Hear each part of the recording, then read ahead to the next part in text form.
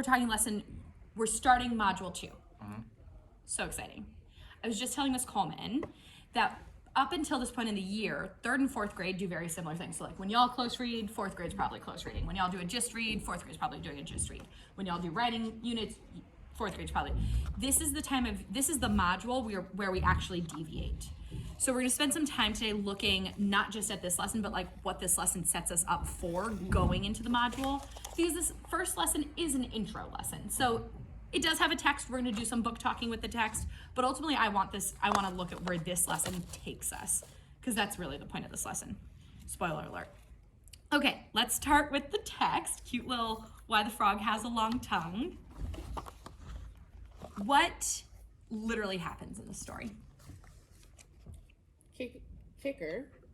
I was calling him Kicker, and then I realized it was literally Kicker. I thought it was Kicker too, and I was like, I'm pretty sure this is Kicker. But anyway, Kicker, I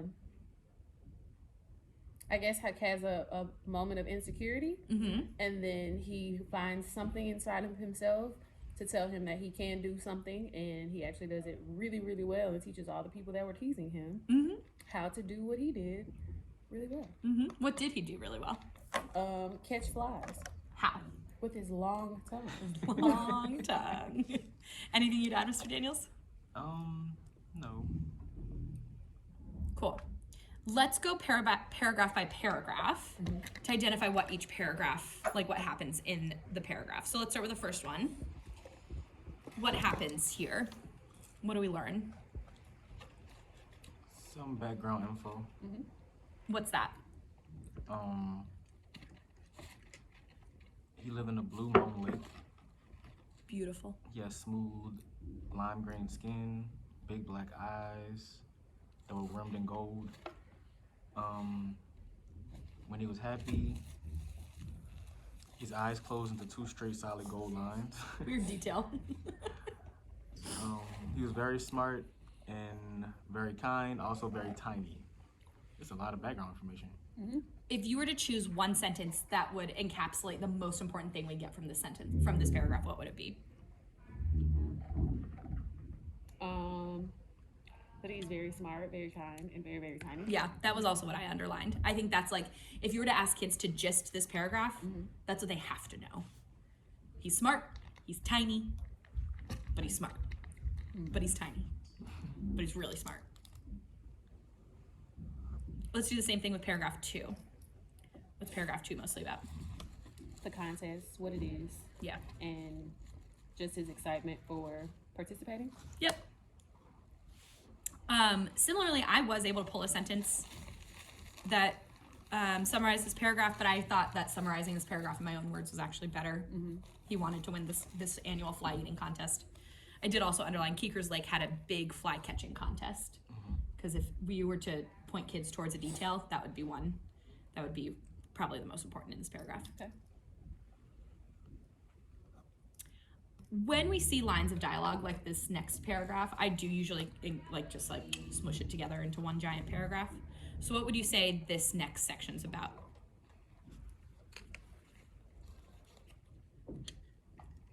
The challenge. Or the problem. What is it? What's the problem?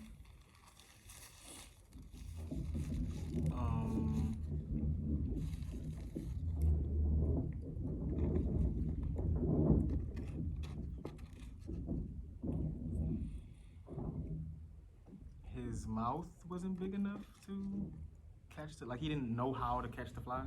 Yes. Why couldn't he catch the flies? Why was he struggling? Because he was jumping. And he wasn't jumping high enough because he's so small. Because he's so small. Yeah. So his legs aren't going to work here. Legs are not going to be a helpful adaptation. He attempted to practice. But what did the other frogs do? They laughed at him. Yeah. I think ridiculed him. I thought that was an important detail because I think it's also helpful to see motivation, character motivation. And we get 3 lines of dialogue full of ridicule too. It's not just one frog picking on him. Yeah. Whole game. Yeah. All right, moving on to paragraph 5. How's Keeker feeling in this paragraph? Is that starting with Justin Keeker? Sorry, Keeker dove deep. He was embarrassed. Yeah. And ultimately, what is he embarrassed about? That he's little. Yeah. He can't catch the flies with his little legs. So, thinking about the next paragraph then, the last paragraph on this page. What do we know? Yeah, and I guess like the better question is, what do we not know by the end of this page? What his idea was. It just tells us that he comes up with a clever idea, but it doesn't say what. So I think that's an important takeaway here, that like this paragraph tells us that Keeker's clever, and he has an idea, but we're gonna have to wait and see to see what that idea is. So let's keep going. What happens in the first paragraph on page 8?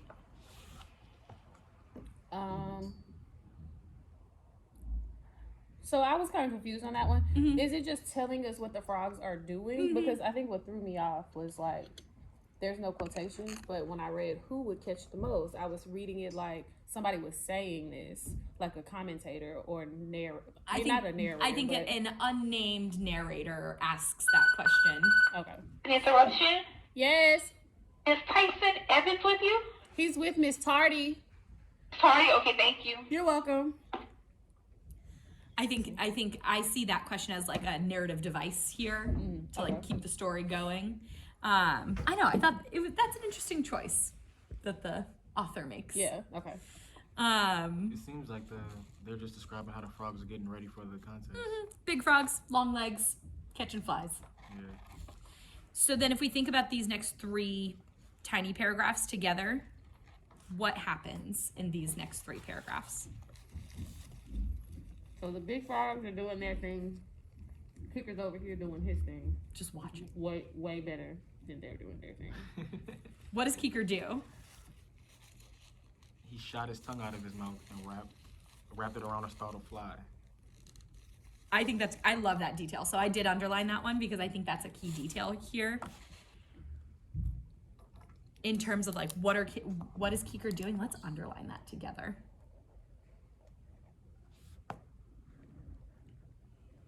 I think they're going to be a lot more vested into these stories. They're gonna love. check They it love out? the poor quatrails. You checking out? Oh man. You have your test. You have your test. But okay. Can you take tomorrow? It's okay. We'll try to squeeze it in tomorrow. Have a good day. And ultimately, what does Keeker do with his little tongue trick? He catches more flies than all the other frogs combined. All while barely moving a muscle. Yep. From here until the end of the story, what is the big takeaway? Persistence equals reward. I agree. Definitely a big idea. Persistence equals reward. I think I got way too deep with these big ideas. I think you're also, so hold off on the big idea. I think I want to change my question. What happens at the end of the story? He wins, Yep. and then all the kids, all the frogs, All the not kids. sorry, all the frogs that were teasing him are now asking him for help. Yeah. So he can. And instead of doing what most people would probably do, or Which most is frogs would probably do, Say no. is say no because, Yeah. you know, you made me feel bad. He still helped them anyway. Perfect. Wonderful. Okay, now let's get into big ideas. Persistence equals reward. Love it. Because we do see him not give up even when the first attempt of jumping doesn't work. Don't allow people's shortcomings to bring you down. Oh, I love that. Good. I said don't let others' ideas of themselves determine your potential. That's definitely what I said. Amazing.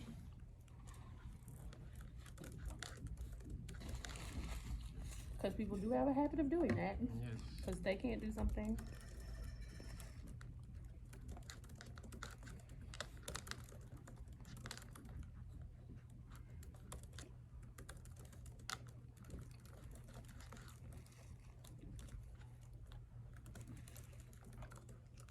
So I went, interesting, because I went in a more of a pourquoi direction in the sense of like, what did this story teach us?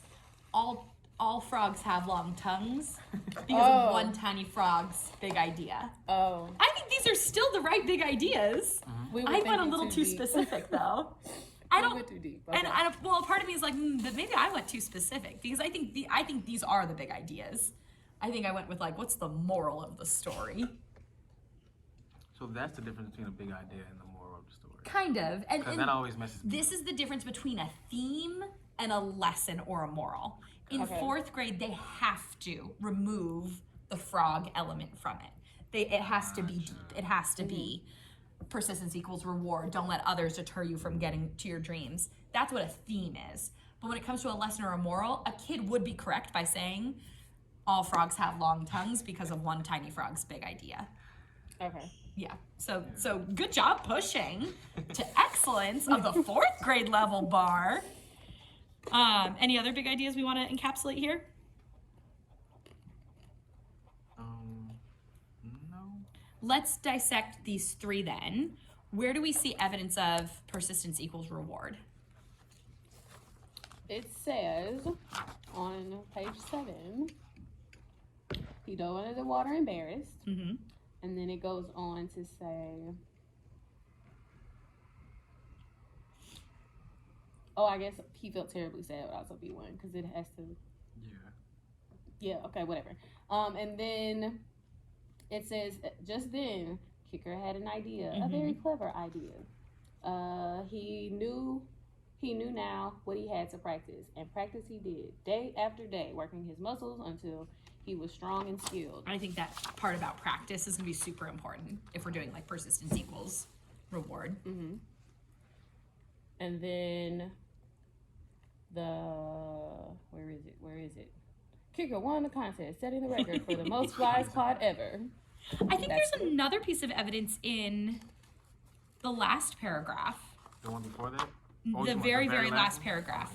He showed the other frogs how to do the curling and rolling exercises because that's another example of like, this is about exercises and practice and you don't just wake up and decide you're going to run a marathon. Right. My whole personality. I like that. Great. So let's do, don't let others' perception of your abilities get you down or keep you from reaching your dreams. Mr. Daniels, where do we see evidence of that? The very last. I was gonna say the very last paragraph. Mm-hmm. When they're saying that he's showing them how to do it. Mm-hmm. That shows that they viewed him one way, and he was persistent enough so that they have no other choice but to view him this way now. I like that. Honestly, the second to last paragraph here, where another frog says, "Could you teach the rest of us how to do that?"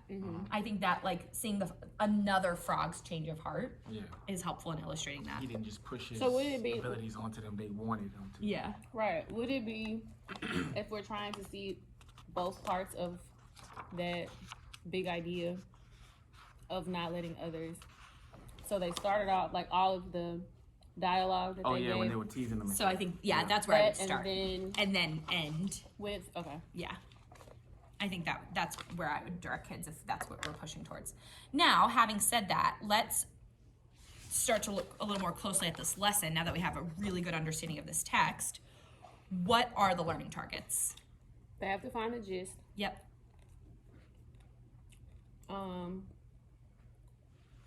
That's the big one Okay. here.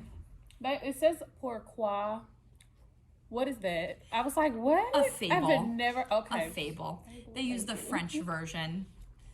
I guess I could have Googled it, but I also was like, I'm just gonna. It's an Aesop's fable type story. That's what I was gonna say, because this. And worth lifting up that vocabulary in today's lesson because they focus on pourquoi tales for the whole unit. They also make some inferences about the topic of the module using these mystery quotes, which I think are on page 2 of the supporting materials. So do take some time to read over those if you haven't yet.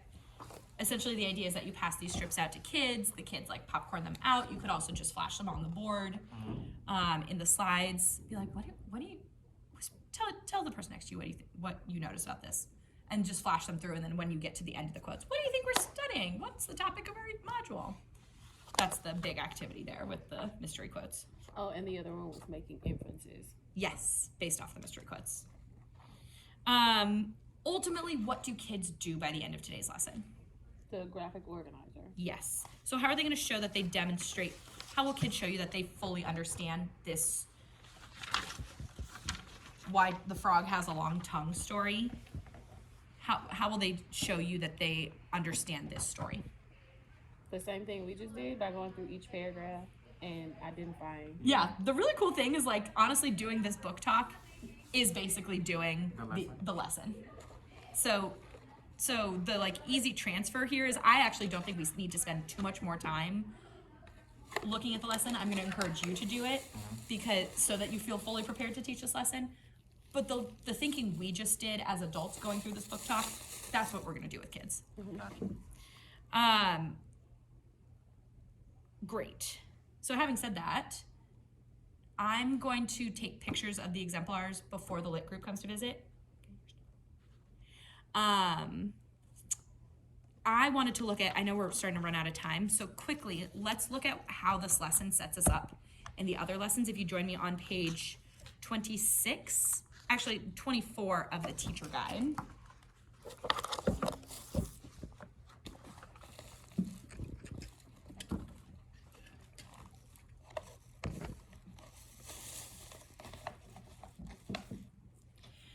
By the end of the unit, kids write their own pourquoi-tale.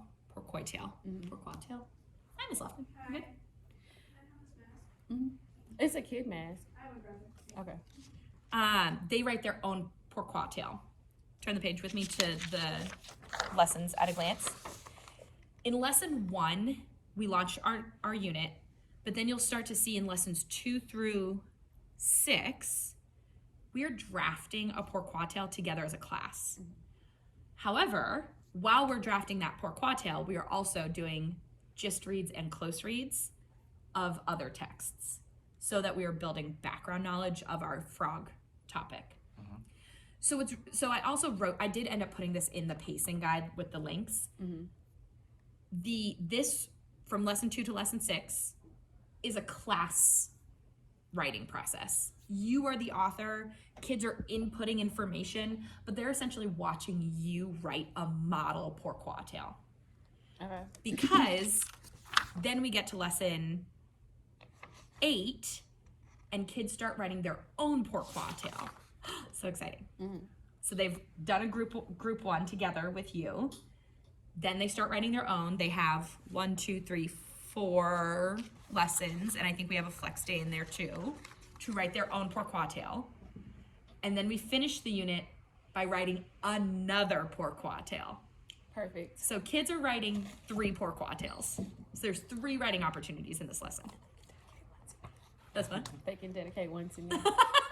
I tell them that all the time. You guys are going to be authors, and I need a work of art dedicated to me because...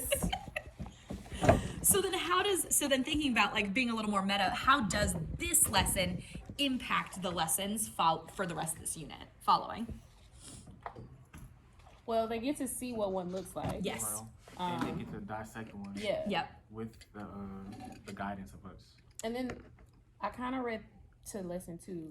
Don't they go through and, like, identify the pieces Yes. of each one? Like this isn't included in this. Yes. Okay, yeah.